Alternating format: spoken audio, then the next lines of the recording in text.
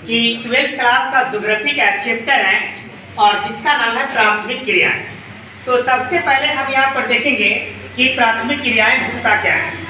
तो प्राथमिक क्रियाएं अगर देखा जाए तो यहाँ पर कई प्रकार के परिस्थिति में अलग अलग रूपों में इसे डिफाइन करने की कोशिश किया जाता है, लेकिन इससे पहले हम देख लेते हैं कि ये आर्थिक क्रियाएं क्या कहलाती है।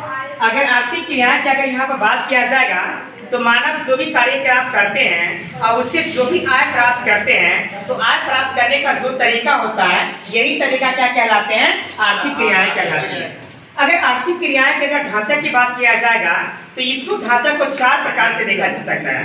एक में आता है प्राथमिक, द्वितीय, तृतीय और चतुर्थ में आता है चतुर्थ क्रिया कहलाते हैं। तो कहने का मतलब है कि अगर प्राथमिक क्रियाएं की अगर बात किया जाएगा तो अगर ये 4 प्रकार के आते हैं तो कहीं ना कहीं इसका अपना आधार भी होगा, यानी किस जगह से मुझे क्या प्राप्त होता है, कहाँ से आते हैं। तो यहाँ पर जरा हम देखते हैं, एग्जाम्पल के तौर पर हम भूमि को ले लेते हैं, हम जल को ले लेते हैं, वनस्पति को ले लेते हैं और भवन निर्माण के ले लेते हैं, क्योंकि ये सारे के सारे नेचुरल वेजिटेशन में पाया जाता है। अगर नेचुरल वेजिटेशन अगर पाया जाता है तो इससे हमें मिलता क्या है, आय मिलता है। क्या मिलता है? और ये आय की जो प्रक्रियाएं हैं ये हमेशा प्राथमिक क्षेत्र में भी हो सकता है, द्वितीय क्षेत्र में भी हो सकता है, तृतीय क्षेत्र में भी हो सकता है और कई प्रकार के अन्य क्रियाकलाप होते हैं और जिससे मनुष्य कार्य करने के बाद जो उसको आय आते हैं उससे भी हम आय को प्राप्त करते हैं और इससे भी हमारे प्राथमिक क्रियाएं में कई प्रकार के सकारात्मक रूप मुझे देखने का मिलता है। इसके अलावा अगर यहाँ पर देखा जाए तो ये सारे के सारे चीजों को अगर अध्ययन किया जाए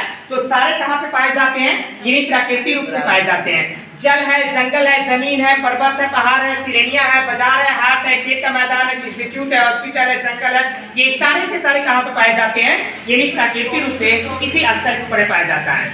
अगर हम स्थल की बात कर लेते हैं तो स्थल भी क्रियाकलाप का सबसे बड़ा ढांचा माने जाते हैं, जिसका 3 स्तर में बात लेते हैं। पहला कोर आते हैं, दूसरा मेंटल आते हैं और तीसरा जिसका आता है वो कई प्रकार के ऊपरी सतह आते हैं। और ऊपरी सतह का जब भी अध्ययन किया जाता है तो उसमें एक प्रकार से हम ये देखते हैं कि ऊपरी सतह को 3 भाग में बांट देते हैं, जैसे एक अ परत आते हैं, बी परत आते हैं और क्या आते हैं, ये ऋषभ परत आते हैं। तो कहने का मतलब ये इस रूप को हम जैसे ही देखते हैं तो इसी रूप से क्या होते हैं, प्राथमिक क्रियाओं को आसान तरीके से निर्माण कर लिए जाते हैं और कार्य से जो भी पैसा प्राप्त होते हैं, जो भी इनकम आते हैं, इसको भी हम किस में डाल देते हैं, प्राथमिक क्रिया में डाल देते हैं।